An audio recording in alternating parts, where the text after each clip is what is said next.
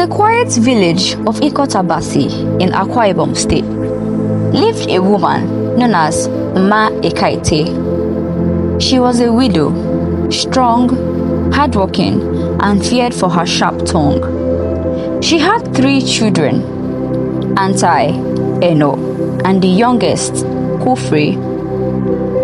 After her husband's death, she struggled to raise them alone, selling gari, firewood, and melon in the market. She loved them deeply, but her way of correcting them was harsh, always laced with curses whenever she was angry.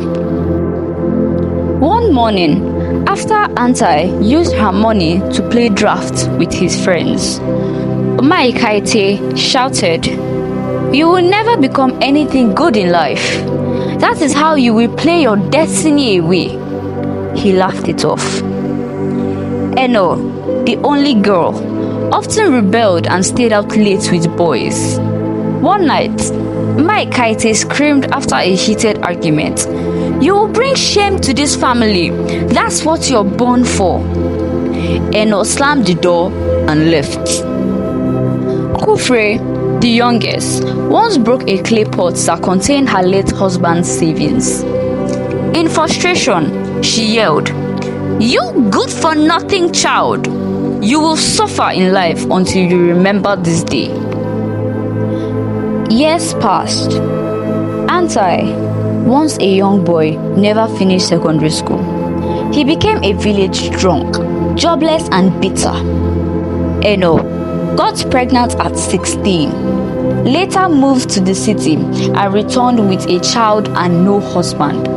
She now sells akara under a mango tree.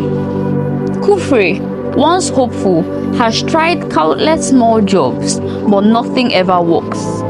Every business he touches collapses within months. In her old age, Mma Ekaette watched all this with regret.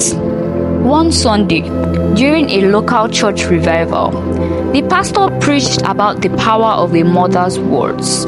She broke down in tears and confessed, "I cursed my own children with my mouth. I was angry. I didn't know it would become true." She called her children, wept, and begged them to forgive her. They prayed. A few things began to change slowly.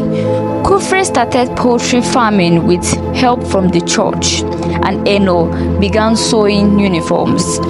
Antai was enrolled in a church-sponsored rehabilitation program.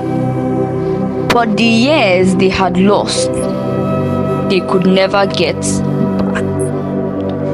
To every parent reading this, let the story of Mma Ekaette be a warning. Words carry life and death. In anger, do not sow destruction into the lives of your children.